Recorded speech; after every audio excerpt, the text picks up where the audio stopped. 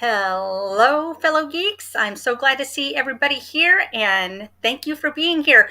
For those of you who are new here to the channel, my name is Heather, and I go by Running Geek Girl. This is my channel where I share my adventures about uh, being a runner. Just to give you a little bit of background, if you're new here, I am a stay-at-home mom of two. I spent pretty much my entire life avoiding physical activity and started running about 7 years ago, and just recently built my way up to finishing my first 50K, which is what I am here to talk about today. It's just to kind of give a little bit more detail about how that went. That was the Washita Trail 50 Endurance. It's a 50 miler and a 50K race. And boy, was it an experience. So if you are showing up here in the chat, make sure that you drop a comment and let everybody know where you're from, where you're watching from. If you have any questions for me, then you can drop those into the chat as well. But again, I'm so happy to be here. This race took place on Saturday, April 9th, and this is something that I've been training for. As far as where I have been training, uh, I kind of live in a town. We do have a lot of trails in Arkansas, but you do have to drive to get to them. And thankfully, there is a trail system about a 20-minute drive away that is privately owned by a family. They've got some mountain bikers that are in the family, and so they have set up these wonderful trails and have opened them up for membership. And so that's what I did. They've always been really good about keeping the trails open to people when they need them, and they've been really supportive. And so I'm very happy to have found them. It's the Lurcher 15 Trails. If you would like to ever look them up while you are in Arkansas, they're a great family, and love the trail systems there. But that's where I did a lot of my trail training. My actual training plan, I used the website vert.run on the recommendation of several other ultra runners that are on YouTube, particularly Ultra Trail Steven. Make sure that you follow his channel if you are not following him already. But he's got a wonderful channel, and he has talked a lot about vert.run. And so I went ahead. They do have some free options available, but in order to specifically train for this 50K, I did opt for a paid plan. It was a kind of an introductory ultra marathoning program set up by Lucy Bartholomew, who herself is an amazing ultra runner. It was very easy to use in that it's set up week by week, showing you what you were going to be doing every single day. A lot of it was focused not so much on distance, but on time on feet. And that was what I spent a lot of time working on. Is like, you do a 3-hour run today and then another 2-hour run the next day. And she would always give information on how is this race, how is this run supposed to feel? How much effort should you be getting into it? Do you need to focus more on distance today? Do you need to focus more on elevation today? And built in a lot of rest and recovery time. It built in the strength training. So wonderful training plan that was set up. And of course, they also had coaches available. So if I had any questions about my plan, then I could contact them and let them know, and they would get back to me as soon as they possibly could.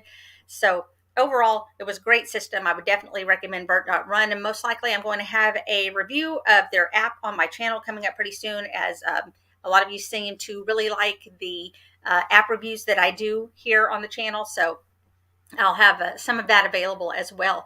So in going into it, I did a lot of kind of narrowing down what I needed to have on me, as far as just what was going to go in my pack, which is my usual things of like extra fuel, extra hydration, first aid kit, stuff like that.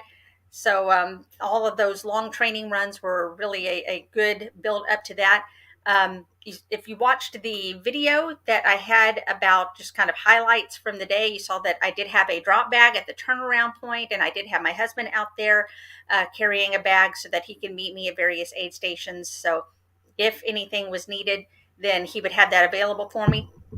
the good news is that I was afraid that chafing might be an issue with all the humidity that was going to be in the air. We had had rain the night before, so that was kind of a big deal as far as making a lot of mud. There were a lot of sections where you'd be running along, and then you'd have about 100 feet or so of just ankle deep mud that you would have to go through. And so that was one issue, is that I kept getting muddy all the way up to my ankles or sometimes my shins, and then have to deal with that until it dried out.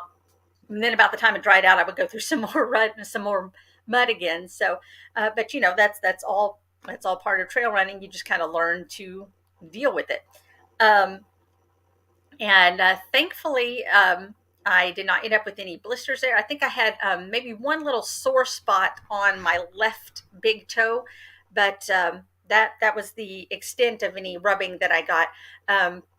I've had questions about what shoes that I went with, and I have been training and running pretty much in the Asics Gel Sonoma 6, which is one that I did a review on the channel, and I stuck with those since that's what I had been training with. I believe that I am retiring those shoes now after all the training and running and everything.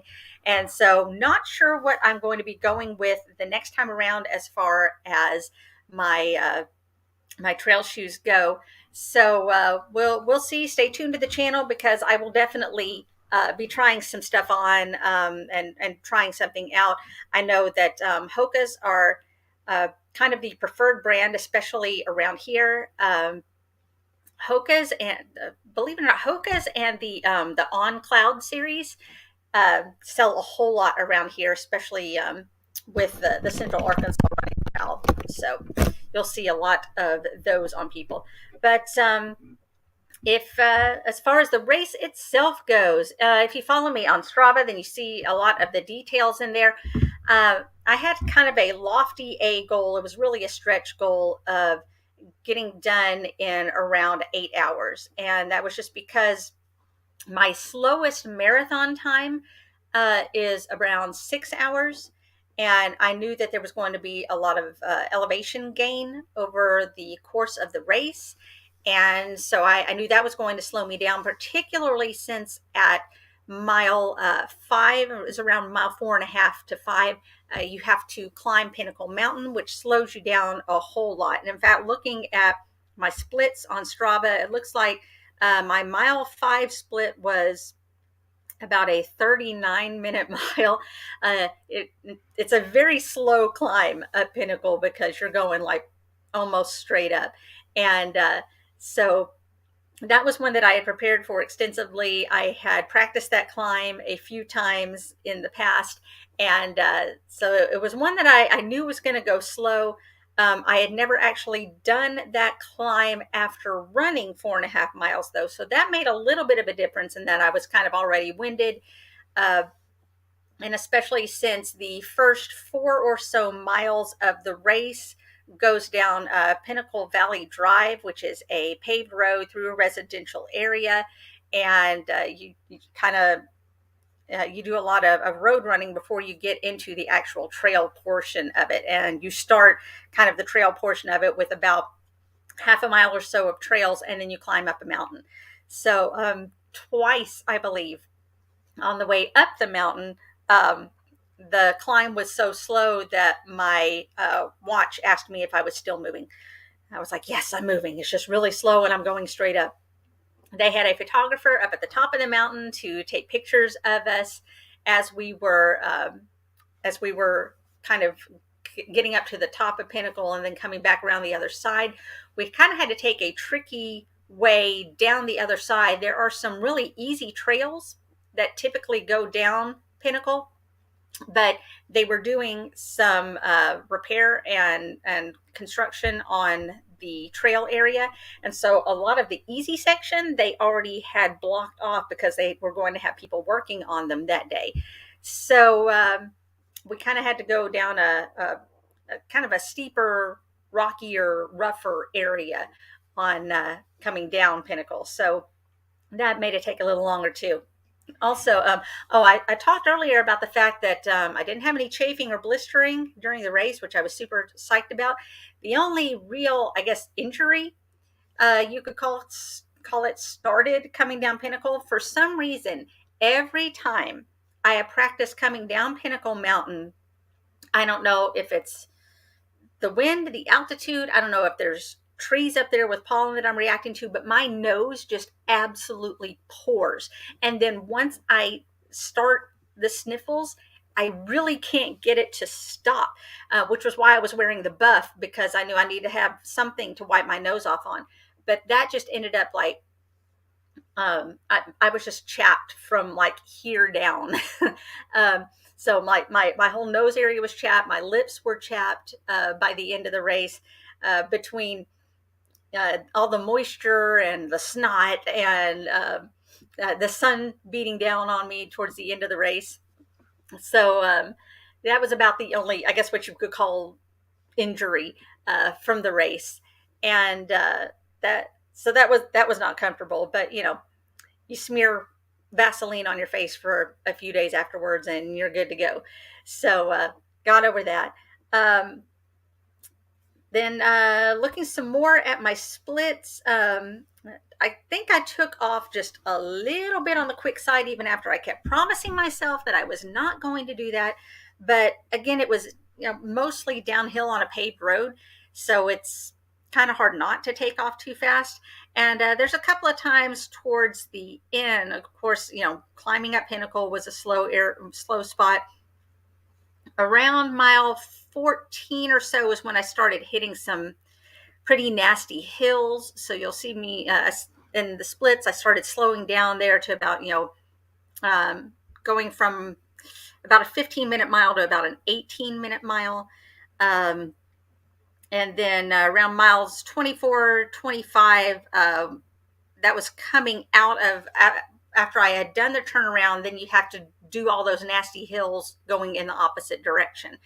And so I think by the time I had gotten through those hills the second time, it was starting to get really warm, and the energy was just kind of zapped from me. So you start seeing me doing about 19 and 20-minute miles, just trying to push through.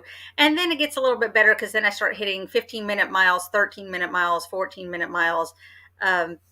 So saved at least a little bit for the end. So there is that.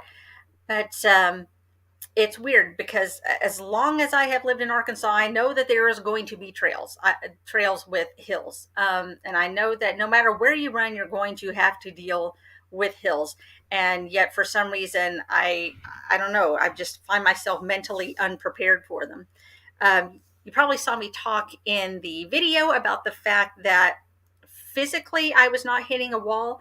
My feet were like really sore and swollen by the end of the race, or actually by about a little bit past the turnaround point. But that was kind of the extent of my physical exhaustion. I think I was just more mentally exhausted by the entire thing by the time I got to the end. But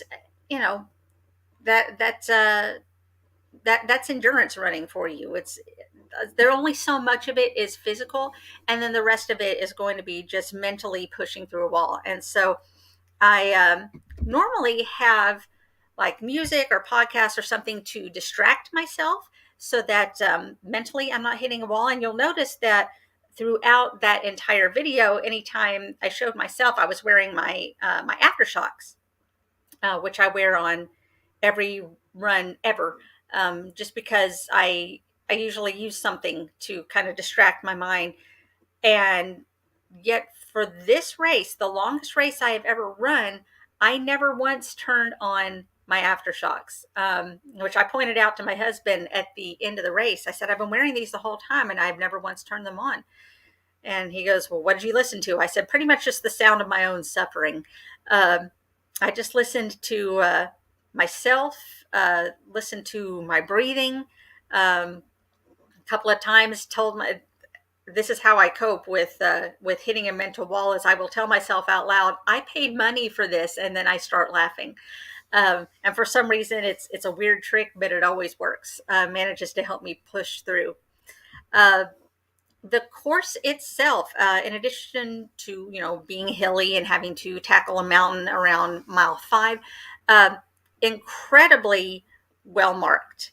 Uh, we used the regular Washita Trail markings, blue blazes everywhere. But then, in addition to that, the race directors also went through and made sure everything was meticulously marked with blue and white blazes so that we could check and make sure that we were going the right way.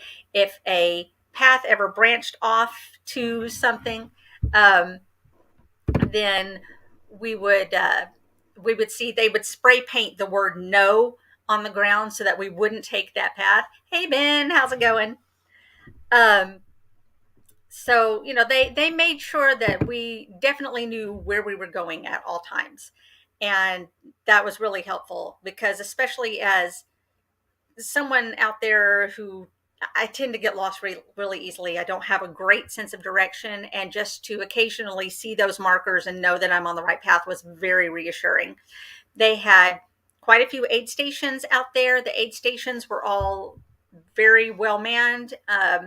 Lots of stuff to choose from. They had some stuff that was the same fare at every station, and then every aid station would then add anything else to it that they wanted to. So we had some aid stations where they were cooking quesadillas. We had another aid station where they were making burritos. So they were wonderful. As soon as a runner would enter the aid station area, then you'd have people on you just like, how can we help you? Can we refill your water? Do you need anything? Just making sure that we had everything. Thankfully, I've done enough marathon training at this point that I could recognize when something might become a problem. I remember running at one point and noticing that my hands felt and looked a little bit swollen. And so I knew that was going to be a sodium problem. So as I focused mostly on just drinking the electrolytes as opposed to the water on the other side of my pack, just drinking anything with electrolytes. And as soon as I got to the next aid station, took a couple of shots of pickle juice, refilled up on the electrolytes, and made sure that I was taking care of that. And so it ended up not being a problem.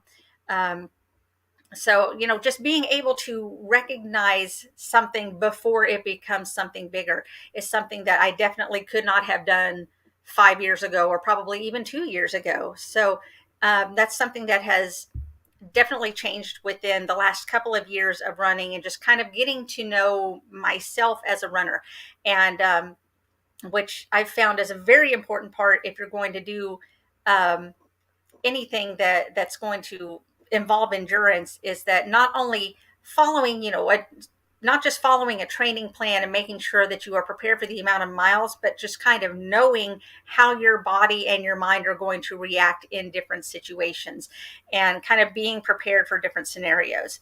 So that's definitely one thing that worked in my favor this time, is just having done this just long enough to figure out something that could go wrong and how to stop it before it becomes a bigger problem.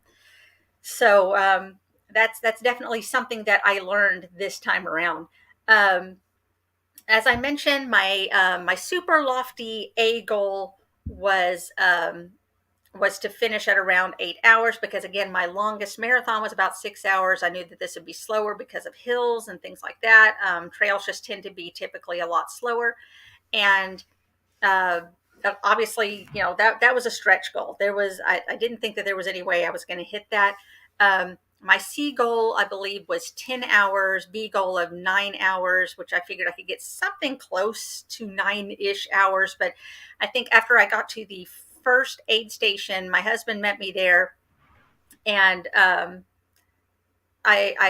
looked at my watch and I said something like, yeah, it looks like I'm probably going to hit the 10-hour. And he goes, well, you're doing actually really well. He goes, you're doing better than you thought, because I had a chart printed out for him in his crew notebook saying, if I'm trying to do this many hours, then I should hit this aid station at this time. And so he was watching along on his watch and saying, no, you're actually doing really well. And oh, definitely, prevention is always better than cure. Yeah, I would rather prevent chafing and stuff like that than have to deal with it once it happens. but yeah, by the time I got to the turnaround point was actually not the halfway point. I had hit halfway before then. Um, and then there was a split where the 50 milers kind of went off straight, and the 50K went around on a loop to hit the North Shore aid station, and 50K would have to hit a straight, and then they would have to hit that same aid station within a certain amount of time if they were going to be allowed to move on.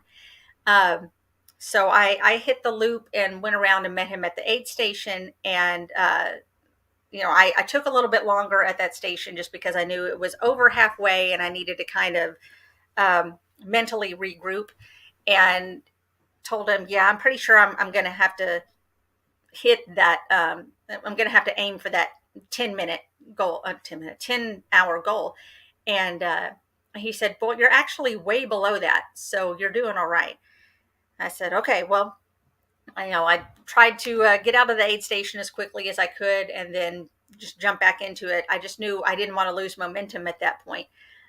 He also told me that at that same aid station, I think they had 3 more people that were doing the 50 miler, that if they didn't get to that aid station within the next like half hour, then they were going to be dropped down to the 50K. And I talked to a few people afterwards that were 50 milers that got dropped down to 50K, and they were like, it is what it is. So got back out onto the trail, and then, like I said, had to hit those hills going from the other direction, and that just kind of zapped the rest of my strength. So by the time I got back to the paved area, which was, if you'll remember, we had to do about 4 miles on paved road before we hit the trails, and so that was that final 4 or so miles. I just asked myself, do I want to run? I was like, is it worth running? And I thought, well, I can do run walk. I've been doing run walk all day. I did just running on that 4 miles earlier. And I was like, I'm just here to finish. And that's what I kept telling myself was, I'm just gonna finish. I just want to get to the finish line in one piece, and we'll call it good. And so I think I got passed by maybe 2 people on that last 4-mile stretch, which felt like the longest 4 miles of my entire life. And then got to a curve which went back into the park where we started, and managed to run myself around that curve and back into the finish line. So a lot of walking there towards the end. No shame in that, because all I can do is what I can do, and made it in before my C goal of 10 hours. And even I was hoping, even if it wasn't 10 hours, if I could get 9.5 hours, that'd be great. And it ended up being 9:21. So just under my goal there, and I was happy with that. So am I doing the 50 miler next year? I can't even imagine. Like, I kept thinking to myself, here I am at the turnaround point, and I'm like, there are people out there that are doing 20 more miles than I'm doing. And it was crazy how many times I'd be running and I'd have someone doing the 50 miler just come flying past me. I'm just like, how? They have got to be made of something different, because 32 miles, that's a pretty big one. So epic effort. Well, thank you. Like I said, I was just trying to get to the end. I just wanted to finish and not be dead. And honestly, as far as the pain level goes, not so much during the race, other than my feet. My feet were just so sore by the end of it. But 32 miles of running, that's going to happen. But as far as how much pain I was in afterwards, it kind of reminded me of the first time I attempted a marathon. It was the one where I went out too fast and I ended up passing out at mile 20, and I was so sore the rest of that day. And same with this, I was so sore for the rest of the day. But here I am a few days later, and I'm finally able to go downstairs again. So there is that. My quads probably took the brunt of everything. And again, it's just all those hills. So I would think if I were doing this again, I would definitely spend a lot more time building up those quads a little bit more. I mean, I thought I did a pretty good job getting my legs ready, but you know, it's hard to say whether or not you can tackle all of those hills or not. So definitely going to work on the quads if I try it some more. Um, but yeah, that is more or less the story of how my day went. What I used for, as far as what I used for fuel, oh yeah, every ultra is definitely about survival. It's just get to the end. That's all. Um, and that was one thing that I kept telling myself is if somebody passes me, they're having a good day. You know, it's like I shouldn't feel like I should have to keep up with anybody else. I shouldn't have to keep. I was like, I'm on a 13-hour time limit, you know, which gives me plenty of time to finish. And I shouldn't feel like I need to be up to anybody else's standard, anybody else's speed, because this is my race that I'm going to run in a way that works for me. And so that was just kind of my mentality for most of the race. There's just I've got to do what works for me to get to the end. As far as what I used for fueling, in my videos before, you see that I would carry the 2 soft flasks. One of them had liquid IV and watermelon flavor, and the other one just had straight water. And then I had probably 2 or 3 different packs of applesauce, and I had a few packs of sport beans. I pretty much just depended on the applesauce. And because I mentioned several times in the video that I kind of had a nervous gut. My stomach just felt just really jumpy, trying to think of what was going to be ahead of me and I was desperately trying not to think too far ahead. Let's just focus on this 5 miles that I'm in, or let's just focus on this 10-mile segment of the course. And, but still every once in a while, my mind would try to jump too far ahead and I would get really nervous, trying to think of, oh no, I still have this much more to do. And it made it really hard to take in solid food.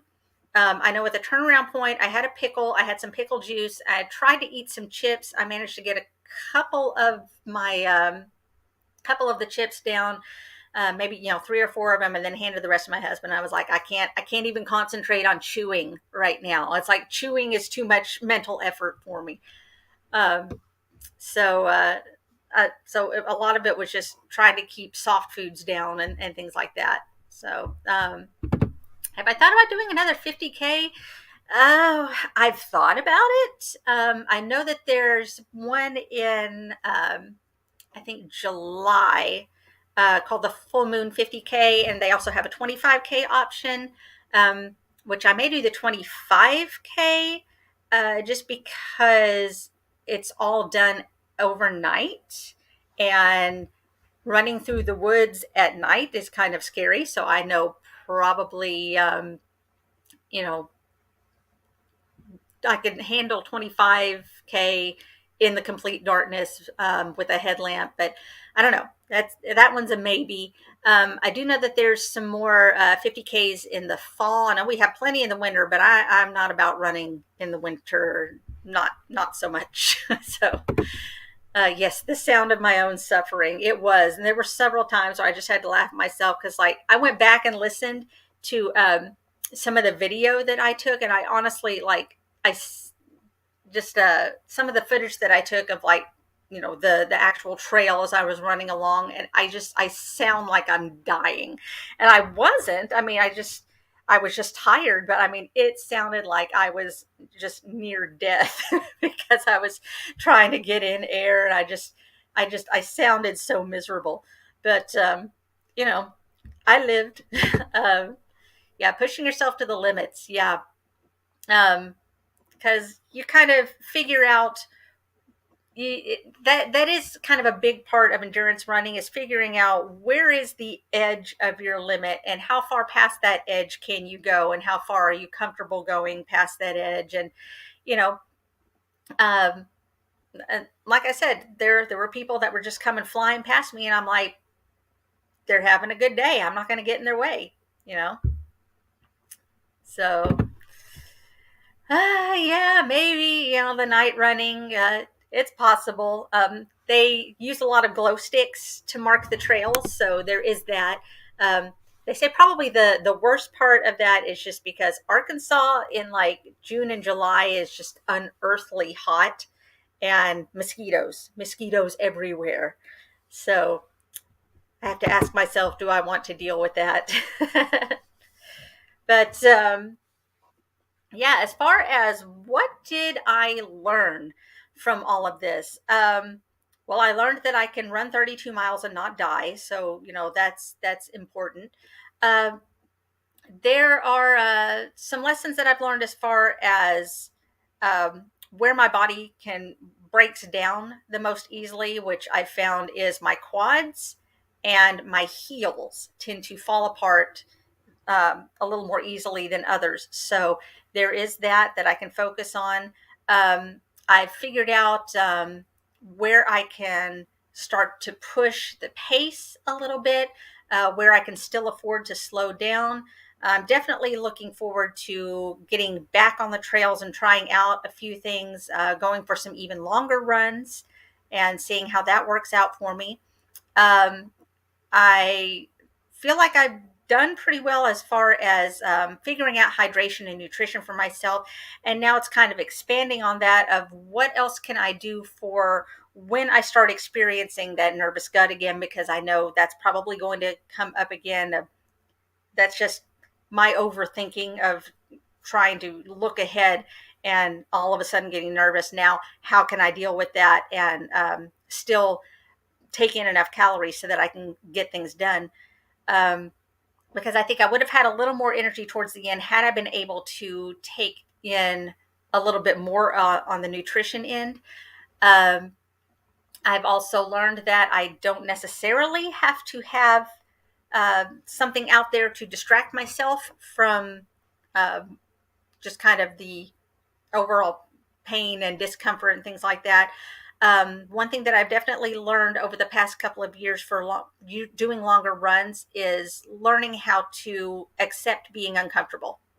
Um, and that it's going to be a part of it, and that there is a way that you can mentally push past it and keep on going.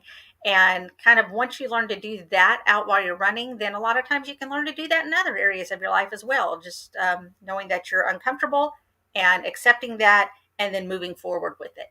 And so that's definitely something big that I've learned coming through this. Um, I've also learned a little bit more about just kind of the gear that I carry on me. I'm going to be, now that I'm retiring those shoes, I'm going to be doing some looking around at some other trail shoes, figuring out whether maybe I want to go a different direction. Maybe I want to get maybe a more updated version of what I already had. Just kind of figuring that out. Thankfully, Rock City Running, who I'm an ambassador for this year, they have the really cool contraption at the store that will measure your feet, and as you walk around, it will walk around the store with you to kind of figure out your gait, where you're going to push off, things like that, and give a little bit more accurate measure of what type of shoe you're going to be using. And then of course they have a lot of different trail shoes that I can take a look at and try on. So I'm probably going to be doing that fairly soon. But yeah, this was definitely a running experience, a running and learning experience. Hey, Susie, how's it going? Um, so yeah, overall, would oh, you were on a work call. Totally understand. Yeah, I mean it is a work day, so of course you were. Um, totally understand. But yeah, I would say I've had people ask me already. In fact, I had people asking me the day of, would you do this again? And it's kind of hard to say when you're, you know, collapsing and hungry at the finish line, which they had really good food at the finish line as well.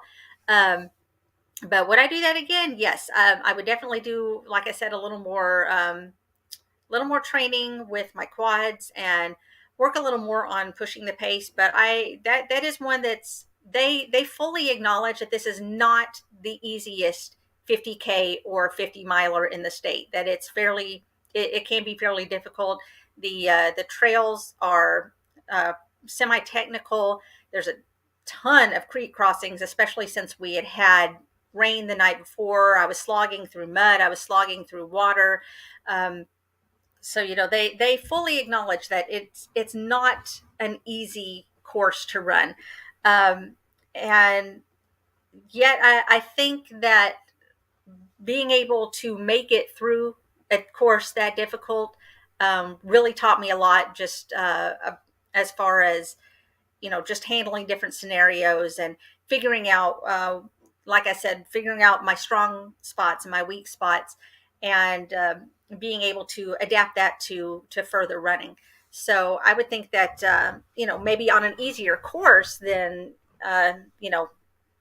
it'd be a little bit easier to handle. But yeah, mud, water, sweat. I'm still shocked that I did not chafe anywhere. I was so afraid that I was going to, because I almost always chafe, like especially around like sports bra straps. Um, but and I was afraid with all the mud and water that I was running through that I was gonna blister up. But you know, I didn't. I was shocked. Forever a fan. Aw, thank you. I'm a fan of yours too. Oh, well, thank you so much. And I know, I'm not the first person to ever run a 50K, but I think everybody's, anybody that has run any kind of distance, whether it's a 5K or, a 100 miler, what have you, everybody comes out of it a winner somehow, you know, and it's all about just, what are you learning? And what have you overcome? What have you learned? Because that's one thing that I've definitely learned in the past couple of years of being on YouTube is there are so many runners out there, and every runner has a story, and everybody has something that they're overcoming, and everybody has something that they're dealing with in order to get those runs in, and to just get to a starting line, not even so much a finish line, because that was kind of another thing that I told myself is there are amazing runners out there that have DNF'd. And so I told myself I'm going to go as much as I can. And if something happens and I DNF, there are better runners than I that have done that as well. And, there's absolutely no shame in a DNF. And, so just getting to the starting line of a race is going to mean something different for everybody. And so that's kind of one of the beauties of running. Hi, I'm glad you're here. Thank you so much. That's true. I didn't DNF. And that was another thing that shocked me, was not even once did I say to myself, I should probably quit. Which I was afraid I was going to do. I was afraid I was going to just absolutely smack into a wall and just tell myself I can't do this anymore. And I was afraid that at some point I was going to be like, nope, I don't want to do this. Yeah, even if I had to crawl, definitely, especially like towards the end, I was like, do I want to? I'd try to run. I'd be like, okay, that's not happening right this second. Maybe in a little while I can run, but for now, I'm just moving forward. Um, and there were definitely a couple of times when, like I said, physically I wasn't so much hitting a wall as mentally, occasionally hitting a wall. And I can tell when I hit that wall, because my first thought is, I don't want to do this anymore. I need this to be over. And that's when I say out loud, I paid money for this, and then I start laughing, and that pushes me through. But I'll think to myself, I don't want to do this anymore, but then the other part of my brain goes, yeah, but you're doing it. So just get to the end. And so that was the goal. Just get to the end. And a lot of times that's the best you can do. So um, again, here's a couple of little mementos from the race. Of course, I have the shirt here, super soft. I'm a big fan. This was my bib, number 185. The 50K bibs were blue right here on the top and bottom, and the 50 milers were kind of a reddish pink on the top and bottom. Also, if you had 3 digits, you were a 50K runner, and if you had 1 or 2 digits, then you were the 50 milers. So it was very easy to just see on course as you were passing whether somebody was doing a 50 miler or a 50K. And then we had a whole bunch of choices for the medals. They had a bunch of options out there for us. They had just your regular like medals that they had bought. They had like the paperweight medals. So you could just like sit something on your desk if you wanted to do that. And then they had these, and I don't know, I felt like I needed to have these. And these were handmade by Chrissy Ferguson, who's a local artist. She signed them on the back with a little kitty cat. And they had some that were shaped like Arkansas, and then they had some that were just circular. And so I got one of the Arkansas shaped ones. So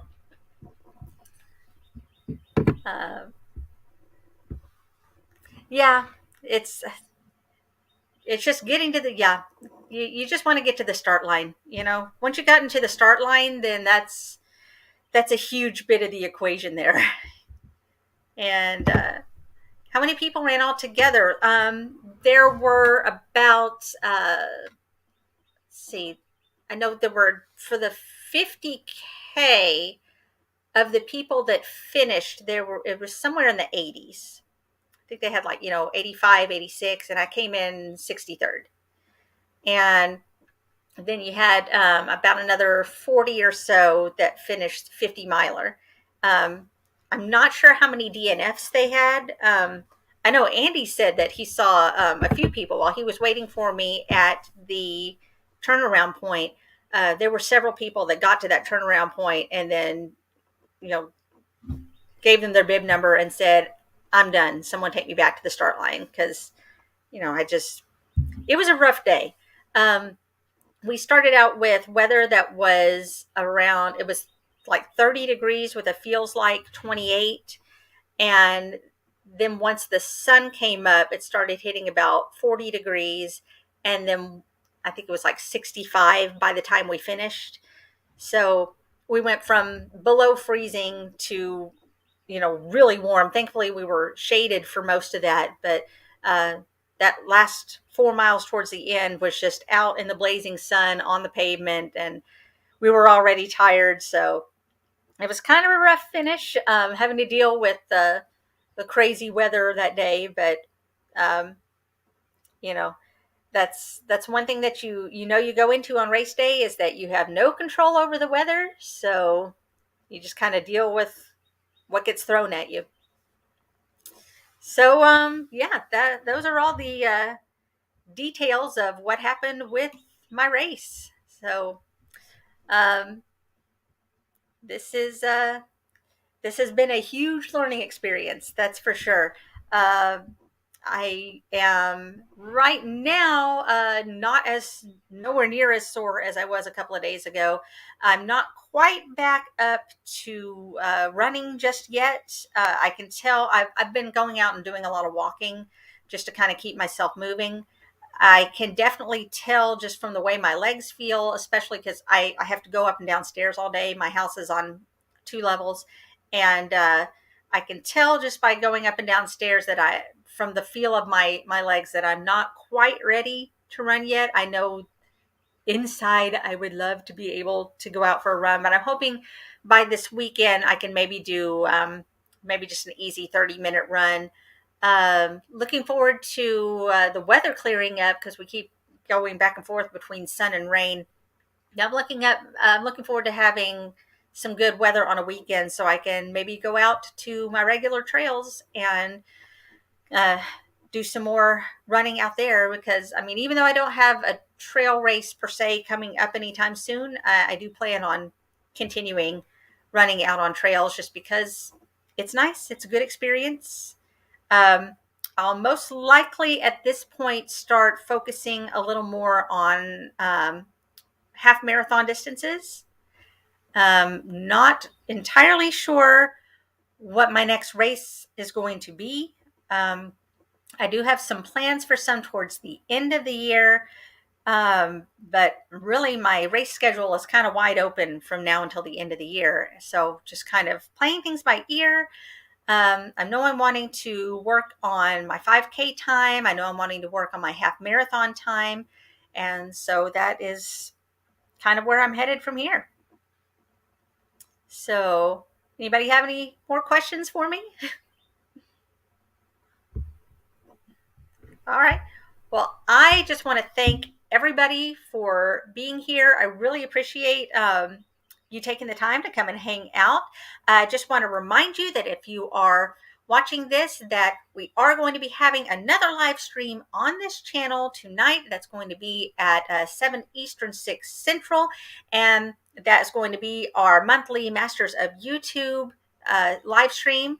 We do this every month. It's going to be me. We have Paul from the Dev Runner. We have Susie from I Run Things, and we have Brian from Rasa Runs.